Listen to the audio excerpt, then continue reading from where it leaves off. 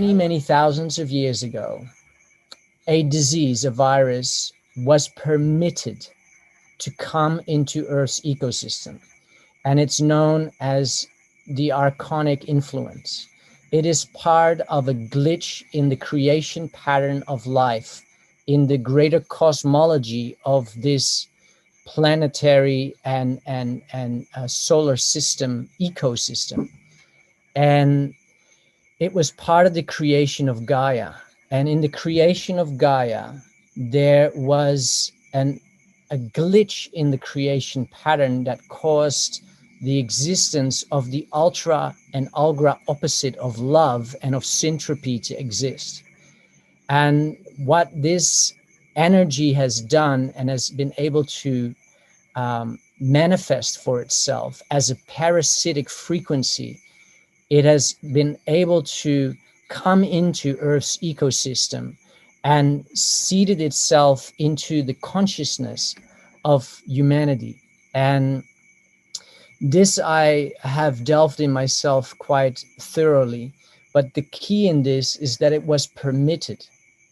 And the reason it was permitted is because it's performing a function for the growth of consciousness and conscious intelligence on this earth to come to know itself to greater depths and expanses.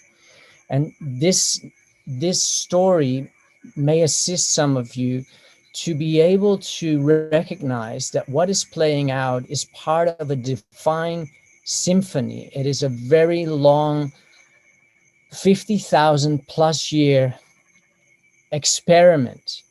And we are here now to bear witness to that process. But the core of this message is that this archonic field frequency that has operated itself now in full swing as a mind virus in our human ecology, it is known as Wetiko, it is known as Iepa. So many of the traditional and original cultures on planet Earth are fully aware that this disease lives in humankind, and particularly has it thrived on the back end of the Western people, white men. And that is not to cause any divisionary orientations, but this goes back to the tribe of Judah, and I won't go into that now. What this parasitic archonic influence is unable to accomplish on its own accord is to find its way home. It is a glitch in the original metric of conscious conception and conscious creation of Gaia's force field. And the only way that it can come back to source is to nest itself in humanity's consciousness, because we are the only vehicle that actually can transform any demonic presence and dissolve it back into love. And so this presence is here, and we are here during this time, which to me seems to be really culminating to this narrative of the great apocalypse, which is the great unveiling and the great revealing. This archonic energy wants out. It has never before, because it has parasited on other ecosystems in other parts of this universe, but it has never before lived to the length and the extent that it has lived today. It has no comprehension of what it is or how it can actually sustain itself, other than to rape and pillage that which has the capacity to take it home.